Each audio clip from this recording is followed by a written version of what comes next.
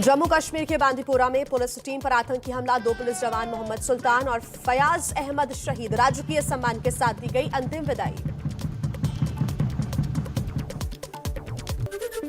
झारखंड के झरिया से कांग्रेस विधायक पूर्णिमा सिंह के बॉडीगार्ड पर लगा फरियादियों से मारपीट करने का आरोप, तो वहीं विधायक ने कहा यह बीजेपी की साजिश है।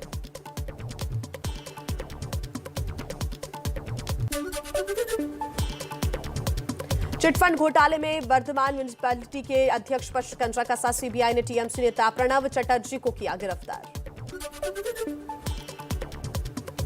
पश्चिम बंगाल के मुर्शिदाबाद में तृणमूल कार्यकर्ता की हत्या, दुकान से घर लौटते वक्त बदमाशों ने किया हमला। पंचतत्व में विलीन हुए देश के पहले सीडीएस बिपिन रावत और उनकी पत्नी मधुलिका, दोनों बेटियां कृतिका और तारिणी ने नम आंखों से मुखाग्नि दी। दिल्ली कैंट के बरार स्क्वायर पर सैन्य सम्मान के साथ जनरल रावत का अंतिम संस्कार किया गया, 17 तोपों की दी गई सलामी। सीडीएस जनरल बिपिन रावत की अंतिम यात्रा में उमड़ा देशभक्तों का सैलाब, दिल्ली में सीडीएस के घर कामराज लेन से दिल्ली कैंट के बरार स्क्वायर तक लोगों ने दी सलामी।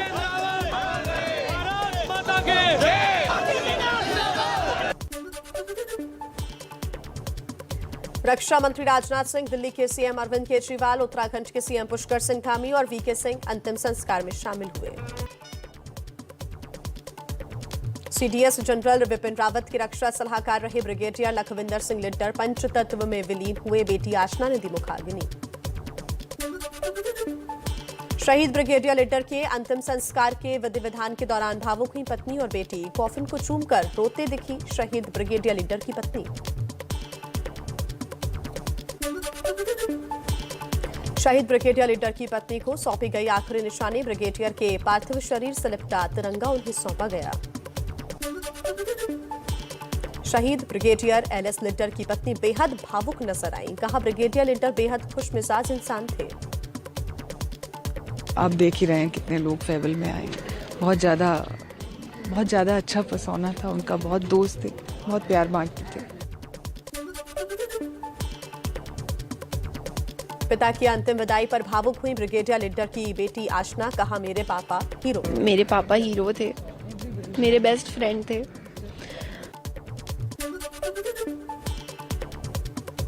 बहादुर बेटे को श्रद्धांजलि देने पहुंची थी ब्रिगेडियर लिडर की माताजी, व्हील चेयर पर आई थी बेटे को अंतिम विदाई देने। तमिलनाडु के वेलिंगटन आर्मी हॉस्पिटल में सेना और सीएम स्टालिन ने जनरल रावत समेत सभी 13 लोगों को दी श्रद्धांजलि। सुलूर एयरबेस से वेलिंगटन जाते वक्त ही हादसे का शिकार हुआ था सीडीएस का हेलीकॉप्टर। हेलीकॉप्टर क्रैश हादसे में शहीद लांस नायक बी साई तेजा और विवेक कुमार के पार्थिव शरीर को दिल्ली के पालम एयरपोर्ट से उनके घरों को रवाना किया गया है। हेलीकॉप्टर में सवार एयरफोर्स के 4 जवानों की पहचान हो गई है। तमिलनाडु के कुन्नूर में 8 दिसंबर को सेना का हेलीकॉप्टर क्रैश हुआ था, जिसमें सीडीएस जनरल रावत, उनकी पत्नी मधुलिका सहित 13 लोगों की जान चली गई थी। कुन्नूर हेलीकॉप्टर हादसे में जिंदा बचे ग्रुप कैप्टन वरुण सिंह की हालत अब भी चिंताजनक, वेंटिलेटर सपोर्ट पर है वरुण। बेंगलुरु के कमांड अस्पताल में चल रहा है वरुण का इलाज। हेलीकॉप्टर हादसे में जान गंवाने वाले विंग कमांडर पृथ्वी सिंह का अंतिम संस्कार आज आगरा में होगा। सीएम योगी ने घर जाकर श्रद्धांजलि दी। पृथ्वी सिंह ही सीडीएस रावत के हेलीकॉप्टर के मुख्य पायलट थे। मध्य प्रदेश के सीहोर में शहीद जितेंद्र कुमार वर्मा की एक झलक के लिए बेसब्री से इंतजार कर रहा है उनका परिवार। सीडीएस के साथ हेलीकॉप्टर हादसे में मारे गए जितेंद्र के शव की अब तक नहीं हो पाई है पहचान।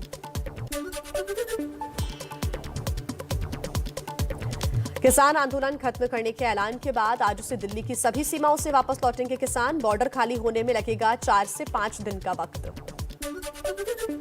दिल्ली की सीमाओं पर किसानों के टेंट हटना जारी, आंदोलनकारी किसानों के बीच जश्न का माहौल।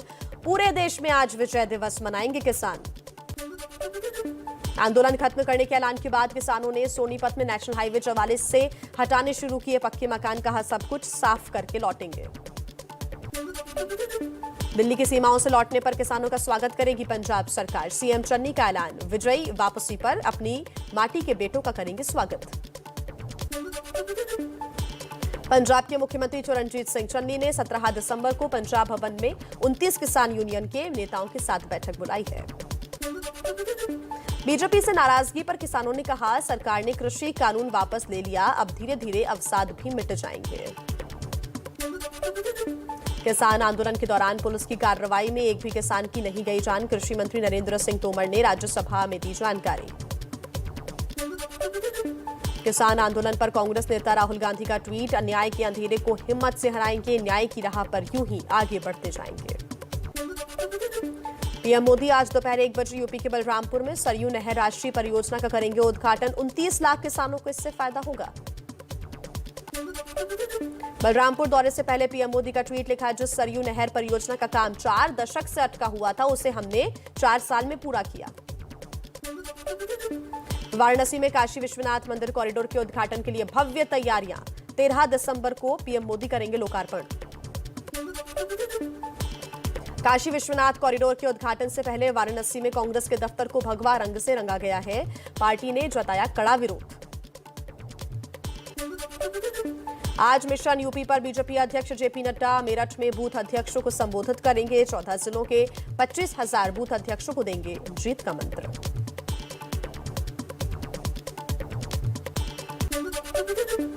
यूपी के डिप्टी सीएम केशव प्रसाद मौर्य का अखिलेश यादव पर तंज, कहा अखिलेश को है लाइलाज बीमारी, वो अभी भी खुद को मुख्यमंत्री समझते हैं। चुनाव जीतने के मुंगेरी लाल के हसीन सपने देख रहे हैं अखिलेश। 2019 में जब बुआ भतीजे को गए तब कितना दावा किया था, मैंने कहा ना उनको लाइलाज रोग हो गया है। उत्तर प्रदेश चुनाव को लेकर आज लखनऊ में समाजवादी पार्टी की बड़ी बैठक, सभी 403 सीटों के प्रभारियों और जिला अध्यक्षों को बुलाया गया है, अखिलेश यादव करेंगे संबोधित। पंजाब चुनाव के लिए आम आदमी पार्टी ने अपने 30 उम्मीदवारों के नामों का किया ऐलान। जनरल रावत के अंतिम संस्कार के दिन गोवा में आदिवासी महिलाओं के साथ प्रियंका गांधी के लोक नृत्य को लेकर सियासत गर्म, बीजेपी नेता अमित मालवीय और मनजिंदर सिरसा ने कहा, देश रो रहा है और प्रियंका डांस कर रही हैं। प्रियंका के डांस पर बीजेपी प्रवक्ता राम कदम ने भी कांग्रेस को घेरा, कहा राहुल भी 26/11 के वक्त पार्टी कर रहे थे, कांग्रेस नेताओं को आत्मचिंतन की जरूरत।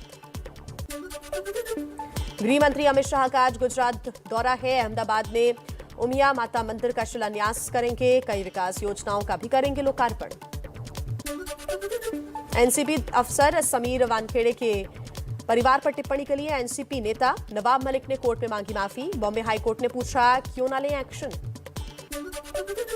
देश में कोरोना के सबसे खतरनाक वेरिएंट ओमिक्रॉन से संक्रमित मरीजों की संख्या 32 तक पहुंची, लेकिन स्वास्थ्य मंत्रालय के मुताबिक किसी की हालत अभी गंभीर नहीं है। नीति आयोग के सदस्य डॉक्टर वीके पॉल ने कहा, दुनिया भर में बेहद तेजी से फैल रहा है ओमिक्रॉन, लोगों को लापरवाही बिल्कुल नहीं बरतनी चाहिए, मास्क और सोशल डिस्टेंसिंग का पालन जरूरी। महाराष्ट्र में ओमिक्रॉन के 7 नए मामलों की पुष्टि, मुंबई में 3 और पिंपरी चिंचवड़ में 4 नए केस आए सामने। महाराष्ट्र में ओमिक्रॉन का आंकड़ा 17 हुआ। मुंबई में एशिया की सबसे घनी आबादी वाली झुग्गी बस्ती धारावी में भी ओमिक्रॉन की एंट्री, तंजानिया से लौटा शख्स पाया गया संक्रमित। कोरोना के ओमिक्रॉन वेरिएंट के खतरे को लेकर मुंबई पुलिस ने रैली और मोर्चों पर अब रोक लगा दी है। लखनऊ के police commissioner DK Thakur corona संक्रमित मिले हैं, प्रधानमंत्री के दौरे से पहले एहतियातन कराया गया था कोरोना टेस्ट। ब्रिटेन से कोलकाता लौटी महिला कोरोना संक्रमित मिली, ओमिक्रॉन की जांच के लिए सैंपल भेजा गया है। उत्तराखंड सरकार ने दूसरे राज्यों से आने वाले लोगों के लिए बनाया नियम, वैक्सीन की दोनों डोज और आरटीपीसीआर नेगेटिव रिपोर्ट जरूरी होगी। देश में कोरोना टीकाकरण का आंकड़ा 132 करोड़ के करीब पहुंचा, पिछले 24 घंटे में 68 लाख वैक्सीन डोज लगी है। गुरुग्राम में खुले में नमाज पर फिर विवाद हो गया है शुरू, हिंदू संगठनों ने सेक्टर 37 से नमाजियों को लौटाया। मध्य प्रदेश के जबलपुर में राज्यपाल की सुरक्षा को लेकर पुलिस अधीक्षक की चिट्ठी पर बवाल, समुदाय विशेष की तुलना आतंकी संगठनों से करने पर आईजी दफ्तर का घेराव हुआ। आंध्र के गुंटूर जिले में दुखद हादसा, कृष्णा नदी में तैरने गए 5 छात्रों के साथ ही एक शिक्षक की डूबने से हुई मौत। अच्छामपेट मंडल के मातीपाडू गांव के पास वेद पाठशाला में पढ़ाई कर रहे हैं छात्र। यूपी के कुशीनगर में 100 के करीब लोगों को लेकर आ रही नाव नारायणी नदी में फंसी। प्रशासन की मदद से सबको बचाया गया। मुंबई में पहली बार गुलाबी और सफेद रंग की जेब्रा क्रॉसिंग बनाई गई है। हैवी ट्रैफिक वाले इलाकों में लोगों को ये सतर्क करेगी। ऑपरेशन देवी शक्ति के तहत अफगानिस्तान से 10 भारतीयों और 94 अफगान नागरिकों को दिल्ली लाया गया। बीजेपी अध्यक्ष और केंद्रीय मंत्री हरदीप पुरी ने अगवानी की।